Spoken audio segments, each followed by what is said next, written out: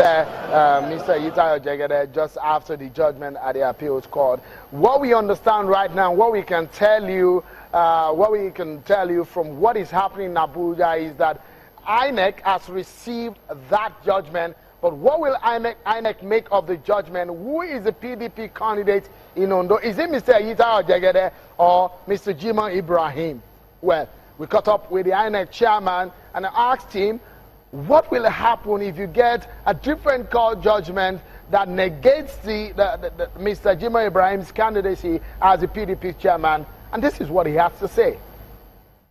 INEC is a law-abiding institution. We obeyed the law of the land. When we received an order of the Federal High Court, we complied immediately. And we have said that if there is an order of a superior court to the contrary, we will obey that order immediately without qualms. We will obey any court order from the court of superior jurisdiction that comes our way. There you go. They will obey court order. That's what the INEC chairman is saying. But that information, we do not have it yet. Whether or not there is a change on the INEC list of those who will contest for the election in another 3 days. And one will wonder, what will Mr.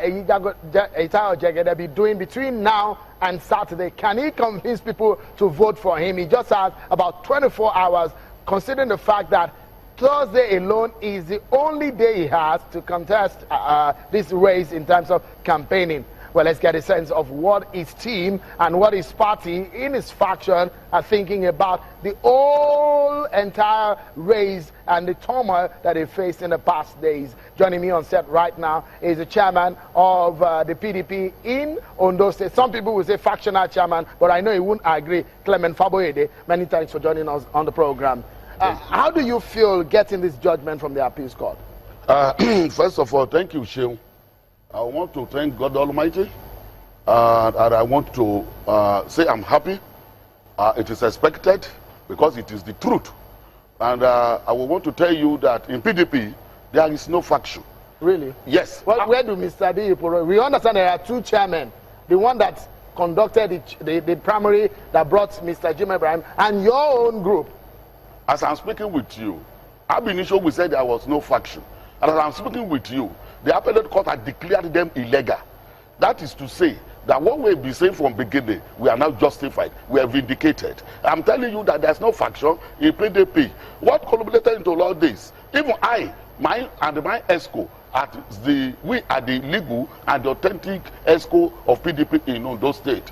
We were even ushered in by Alimadu Sharif. When Alimadu Sharif was the PDP chairman at the national level, he sent in delegates, he sent in committees, and he followed the rule of the law and the PDP constitution. And we emerged in a statewide congress. From ward level, we have ward ESCOs. At local government level, we have local government ESCO. And at the state level, we have state congresses and we have state ESCO, headed by my humble self. Even Bigi Kporoye was a delegate in our own congress at the state level. Bigi Kporoye was a delegate that nominated my PRO.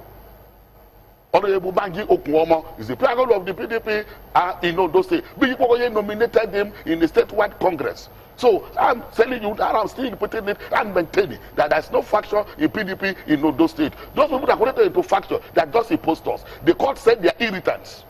That's what the appellate court said. He said they are irritants. Because I mean, what we can tell our viewers right now is what we know right now is the fact that Mr. Jima Ibrahim, he will tell us what he wants to make of these judgment. We understand that he has approached the Supreme Court. What will be your reaction to that? Well, first of all, INEC has to obey that court order from the appellate court. The Judgement name must come back. Because Jegede's name was there, and they had no cause whatsoever to even substitute Jima's name for Jegede's name. Now the appellate court has ruled to the glory of God and the benefit of Maka and the generality of those state people. So, Jegede is the authentic candidate of a PDP. Whatever Jima Ibrahim says, he's free to go to the Supreme Court. Until INEC says so, it is still not. The INEC said they were obeying court order. Right. That's why they changed the Jegede's name to that of Jima Ibrahim. Okay. And they maintained several, and they said Mr. Faboyede, when we need to go on a break. But when we come back, Mr. Faboyede here will be telling us what miracle the PDP wants to perform if Ejida Jegede's name now comes on the register, on the list of the candidates in this election. It's just 48 hours away to the election. It's getting intense right here in Ondo State. We'll be back with more on this. Join us again.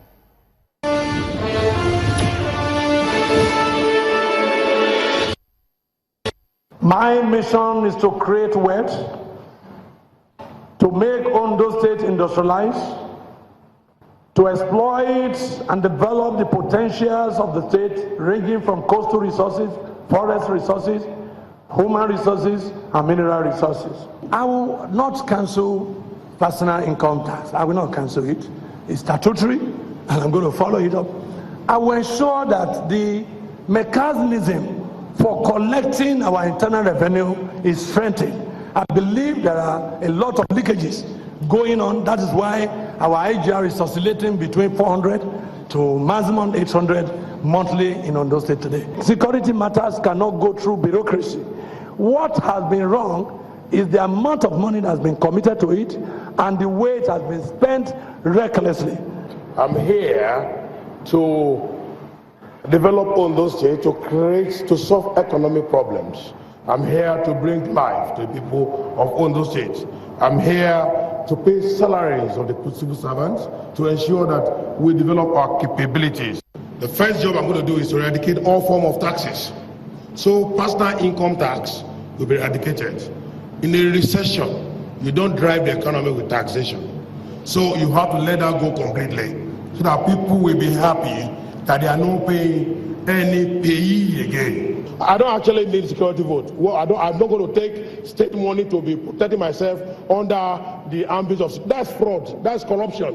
One of the most critical problems that Ondo State has is leadership. I'm here to provide leadership for Ondo State, leadership with integrity, leadership that can be trusted, leadership that is credible in very much attempt to provide what we call food security and good governance for Ondo State. The first thing is on the debt management. Second is what we call boosting the local economy from within using private sector participation. And the one that we require here is a government that